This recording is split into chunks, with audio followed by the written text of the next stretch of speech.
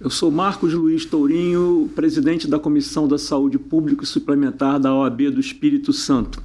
E hoje estou apresentando mais um episódio do Conversa Jurídica, o podcast da OAB do Espírito Santo.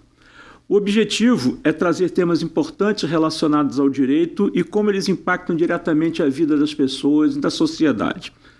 Abordaremos diversas áreas ligadas às comissões temáticas da OAB, sempre com especialistas convidados. Todos os episódios podem ser conferidos, como já dito, no canal da OAB no YouTube e nas plataformas de áudio também. Hoje falaremos sobre um assunto de extrema importância que vem ganhando muitas páginas de todos os tipos de mídia, que são os desafios dos procedimentos estéticos e a harmonização facial, os riscos, a preparação ou não dos profissionais que executam esse trabalho. Para este debate, nós convidamos hoje o médico Carlos José Cardoso, Dr. Carlos. Dr. Carlos, ele é professor universitário, foi corregedor do Conselho Regional de Medicina do Estado do Espírito Santo, secretário de Estado da Saúde também, foi diretor do Hospital Antônio Bezerra de Farias. Completando a parte eclética desse currículo, Dr. Carlos é advogado e piloto de avião. Vamos traçar um voo de curta duração hoje aqui, né, Dr. Carlos? É um prazer enorme estar presente aqui no podcast da Ordem de Advogados do Brasil. Espero poder esclarecer a todo mundo essas questões que são pertinentes e muito atuais. Doutor, para começar, vamos falar sobre as pessoas que realizam procedimentos estéticos sem autorização da legislação, profissionais, entre aspas. Quais são os profissionais de saúde quais as especialidades da saúde que podem realizar procedimentos estéticos mais invasivos em pacientes? Bom, o procedimento estético, de uma maneira geral, abrange as coisas mais simples, como você no salão cortar um cabelo, fazer uma unha, com outros procedimentos invasivos, no quais você injeta ou retira a substância do corpo, usando cano, agulha, né? Uma série de possibilidades de procedimentos. A gente vive um momento muito diferente, assim, de modo que muita gente, muitos profissionais estão exercendo procedimentos e esses procedimentos podem trazer consequências. Qual é o maior risco disso? Muitas profissões hoje que vão do biomédico, do dentista, do enfermeiro, farmacêutico, biólogo, todos eles, de alguma maneira ou outra, têm autorização para fazer intervenção no corpo, das mais simples às mais complexas. Qual o problema dos cursos livres, doutor? Já que você vê muito na internet, né, cursos de final de semana, dirigidos a dentistas, a biomédicos, esses cursos não precisam de autorização do MEC. Como ministrar, como cuidar disso em termos de legalização para que isso não forme péssimos profissionais que venham trazer risco à saúde? Bom, doutor Marcos, vamos por partes. O que aconteceu? De um tempo para cá, houve permissões dos conselhos para que os profissionais ligados a ele exercessem o procedimento estético. O que antes era uma coisa exclusivamente dos médicos, hoje há uma abrangência de outras profissões que podem executar procedimentos. Esses procedimentos, cada conselho, então, cria normas para que os seus vinculados possam exercer o procedimento. Por exemplo, o Conselho de Odontologia já criou normas para que o dentista execute procedimentos estéticos fora da área principal de atuação. Já o enfermeiro já tem especificamente no conselho dele autorização para realizar vários procedimentos. Então, ficou uma coisa assim, que não é questão. O pessoal questiona muito por que o Conselho de Medicina não intervém nesses casos. Isso, porque a lei do ato médico, muitos desses tratamentos, dessas cirurgias, desses tratamentos estéticos, são, ao meu entender, são atos privativos dos médicos. Aí, se o Conselho de Odontologia autoriza o dentista a fazer aquilo, não está havendo uma invasão de jurisdição, não, uma invasão de competência? Sim, hoje se confunde muito o que é ato médico ou não. E muitos dos procedimentos autorizados em outros conselhos, entre aspas, seria um exercício legal da medicina. Isso é uma luta que a gente tem, mas o Conselho Regional de Medicina não tem atuação nos outros conselhos. Então, cada conselho tem essa responsabilidade de instruir, autorizar aqueles associados a executar o procedimento. Isso está fora do alcance do Conselho Federal de Medicina, porque a própria legislação faz com que eles possam ter essa permissão de criar normas dentro de cada conselho. Me parece que em Minas Gerais o Ministério Público Federal ajuizou ação civil com relação a esse questionamento, né? E, se não me engano, foi em face do Conselho Regional de Odontologia. E parece que essa coisa não está muito bem definida, esse limite, né? Essa fronteira ainda é muito dúbia, invadida por um por outro, mas vamos lá. Eu vou complementar a sua pergunta. Veja bem, você questionou a questão do curso. O que eu vejo, e eu faço isso há mais de 30 anos, a prática de procedimento estético, sou um dos primeiros do Brasil a usar raio laser, fazer preenchimento, botox. Eu faço botox, toxina botulínica desde 2002. Já tem aí, sei lá, 10, 20, 15 mil pacientes que eu já realizei o procedimento. O que eu vejo? Pessoas que vão no curso de final de semana, né? E na segunda-feira não estão fazendo, não, já estão dando aula. O que é comum hoje, a pessoa faz um curso no final de semana, na segunda-feira já está montando o curso da internet. Quais são os riscos? O maior problema não é executar o procedimento, é lidar com as consequências do procedimento. Por exemplo, você pode... A gente vê fotografias horríveis na internet aí. Por exemplo, a toxina botulínica, o botox, que é o procedimento estético mais realizado no mundo. Se você faz um pouco fora da posição, pode haver uma queda da pálpebra e o paciente ficar com a metade da visão. Então, assim, fazer o procedimento é fácil. Se eu realizar um procedimento de toxina botulínica agora, você que é um rapaz inteligente vai conseguir executar da mesma forma. A consequência do procedimento é o que é difícil. Então, é muito comum hoje uma série de profissionais não médicos realizarem procedimentos, terem consequências danosas, reversíveis e irreversíveis, e o médico tem que resolver depois. Então, no meu ponto de vista, não é fazer o procedimento só. É muito mais grave lidar com as consequências, porque se cria uma banalização, achando que o procedimento é muito simples. Esse é o grande risco. O dentista, por exemplo, e não estou assim falando mal dos dentistas, assim, eles, por acharem que dominam a área da boca, começam a operar nariz. Veja bem, a cirurgia de nariz é uma das cirurgias plásticas mais difíceis que existe. O nariz está no meio da face e qualquer alteração é muito visível. Então, eu, por exemplo, faço muito pouca intervenção do nariz, porque é uma região que tem que ter muito cuidado e as consequências são danosas esteticamente. Eu já vi fotos de necrose nas cartilagens e na pele do nariz, realmente impressiona. Sim, agora você veja bem, a questão do nariz. O curso de medicina ele tem uma carga horária de anatomia muito, muito maior que os outros cursos. O curso de anatomia e de medicina é 1 ano, de manhã e de tarde. E os outros profissionais não têm essa carga. E acaba que detalhes da anatomia não são percebidos. Por exemplo, na asa do nariz aí tem uma artériazinha que alimenta essa lateral do nariz. Se você fizer um procedimento de inserção de cânula e agulha e pegar essa artéria, ela para de alimentar a asa do nariz e dá uma necrose. Você perde essa parte do nariz com o procedimento de preenchimento que você faz em 5 minutos. Mas as consequências são irreversíveis nesse caso. Vou lhe fazer uma pergunta. As pessoas chegam nos consultórios dos médicos, dos dentistas e de outros profissionais que atuam nessa área de procedimentos estéticos.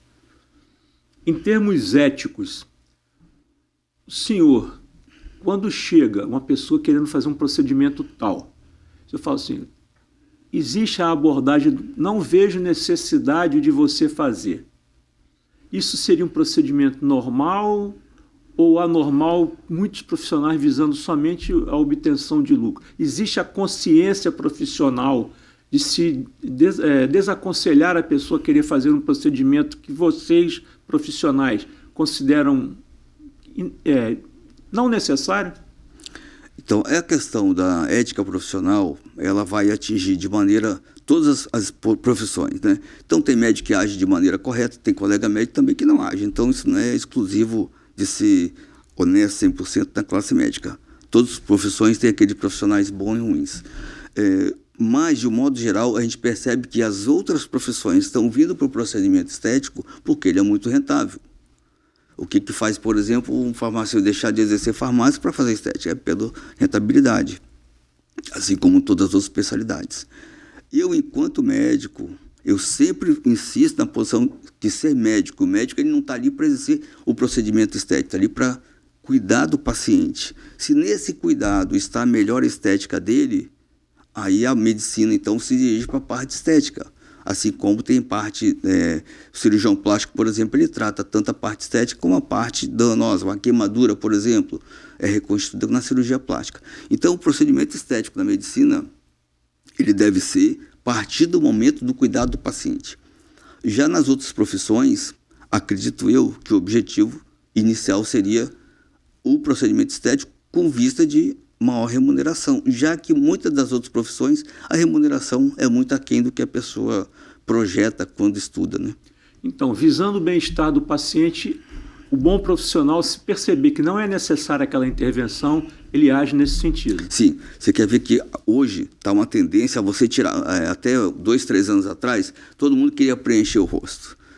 O que se chama de harmonização facial, que é um termo criado em outras profissões, né? Esse termo não é o termo médico, era adicionar, preencher aqui do lado. Hoje está se tirando procedimentos, tirando o material que se colocaram. Você vê que um espaço de 5 anos teve a moda de se preencher o rosto e agora está com a moda de tirar. Por que isso acontece? Porque há uma velocidade muito grande na questão da imagem. As pessoas se encantam com uma imagem e começa a seguir aquilo ali como se fosse uma manada, né? Então, começaram a fazer bocas grandes demais, aumento muito grande, e agora está se tirando, porque as pessoas começaram a perceber que não estavam tão bem assim. Então, esse cuidado tem que ter. Você identificar o paciente, aquilo que realmente ele quer e o que ele está objetivando com isso. Vamos dar um exemplo. Uma pessoa um homem ou uma mulher que acabou de separar, às vezes ele quer mudar a imagem, né, para uma conquista nova, aí vai no consultório, o objetivo dele é a conquista de alguém ou uma melhora subjetiva. Então a gente tem que ter muito cuidado que nesse momento não é o momento dele fazer um procedimento, é o momento dele estar bem consigo mesmo para depois realizar o procedimento. A chance de um procedimento desse dar errado é muito grande, porque a pessoa vai preencher o lábio, por exemplo, e vai chegar na frente do espelho e não está feliz. Ela está deprimida, né? Ela teve uma questão emocional recente e aquele preenchimento não vai ficar bom, porque ela vai se olhar no espelho e não vai perceber essa melhora.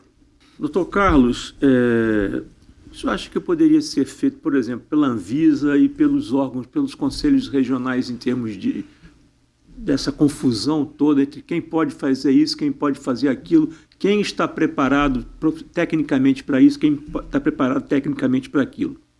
Bom, o que a gente tem visto hoje é quase a inversibilidade desse processo de todos os profissionais, vários profissionais da saúde realizarem o procedimento. Eu acho que a intenção nesse momento é fazer com fiscalizar de modo que os cursos livres ou qualquer que seja o outro estejam embasados tecnicamente, que os profissionais que estão ensinando estejam qualificados, para que possam administrar cursos de modo que o profissional que está executando consiga realizar ele com qualidade e saber lidar com as consequências disso. Eu acho que é o ponto principal nesse momento. Eu dou alguns treinamentos também e eu foco muito nisso. Qualidade na execução e saber lidar com as consequências do procedimento quando ele dá algum problema. Uma reação alérgica, uma infecção. Vamos mudar um pouquinho o viés da conversa, partindo para a questão da publicidade. Né? Qual deve ser a conduta do médico na exposição de seu trabalho, por exemplo, na internet? Nós temos exemplo de diversos profissionais expondo fotos de antes e depois, né, de pacientes e a banalização de procedimentos estéticos em perfis de influenciadores digitais. Como o senhor vê essa situação? Então, até pouco tempo, o Código de Ética Médica proibia colocar foto de antes e depois.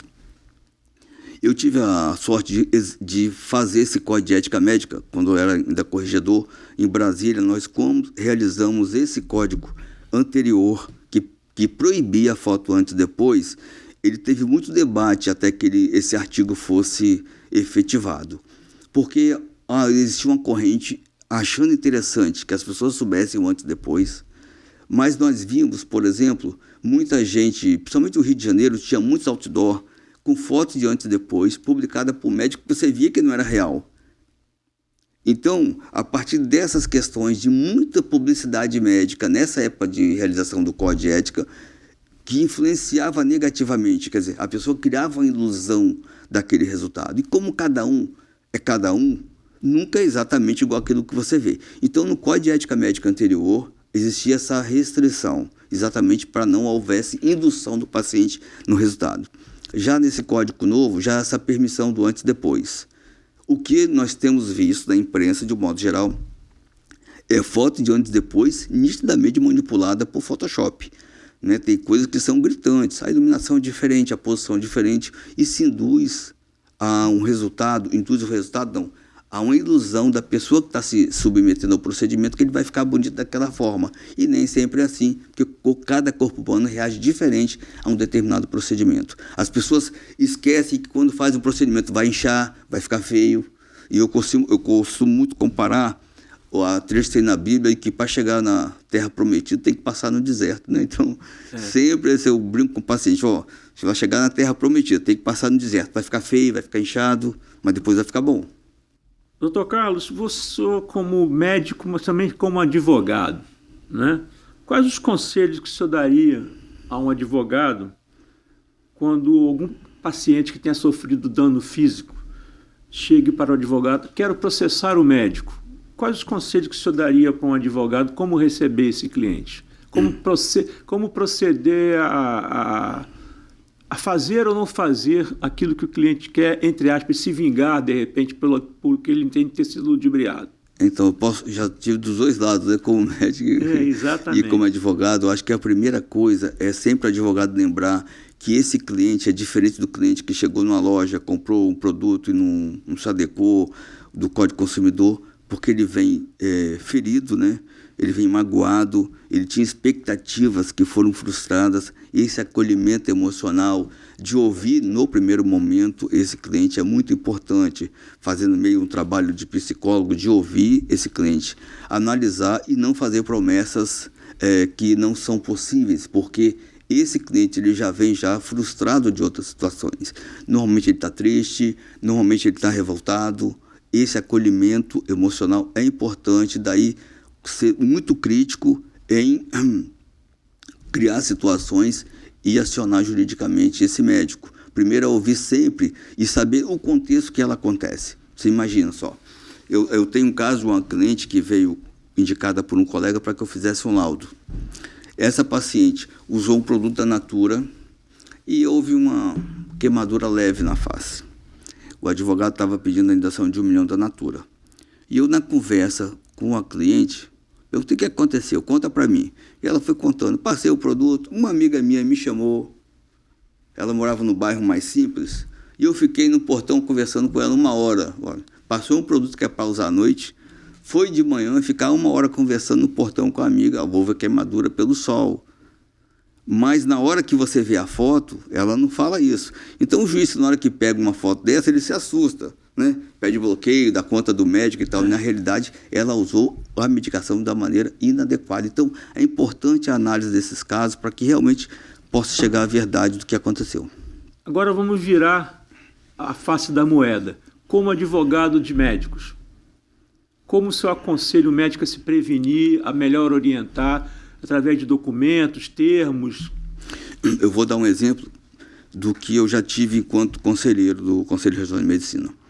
Nós temos casos no conselho, de pacientes que fizeram cirurgia plástica na mama, houve deformação e elas não acionaram o médico. Mas já tive caso de uma paciente que foi no médico dermatologista com a micose superficial. O médico passou um remédio, ela não curou e ela foi no CRM denunciar o médico que a micose não foi curada. Olha, qual a diferença de um paciente para o outro? Com certeza o acolhimento que essa paciente teve, que se o médico acolhe, ouve, lida com a expectativa do cliente, está acompanhando aquilo que não deu certo, dificilmente essa paciente denuncia o colega. Ao passo que uma falta de atenção, uma falta de cuidado no atendimento médico vai gerar um processo desse de uma micose que não curou. Coisas totalmente diferentes, com repercussões, uma grave, outra simples, e aquela simples gerou uma denúncia médica. Com certeza esse médico não acolheu essa paciente, não ouviu, né, durante a consulta, não acolheu ela como pessoa, porque não é a pele que você trata uma pessoa que tem um problema de pele. E às vezes tem colega que lida com o problema da pele, lida com a doença da pessoa, não lida com a pessoa. Doutor Carlos, gostaria muito de, em nome da OAB, da Comissão da Saúde Pública e Suplementar, agradecer a sua participação para esclarecer aspectos muito relevantes desse tema tão importante, tão em voga hoje na sociedade. Agradeço também a todos que acompanharam esse episódio. Caso tenham interesse em continuar nos seguindo, outros episódios do Conversa Jurídica, acessem o Instagram oficial da OAB Espírito Santo, que é @OAB Espírito Santo. Lá encontrarão os episódios com outros temas instigantes de interesse total da sociedade. Muito obrigado.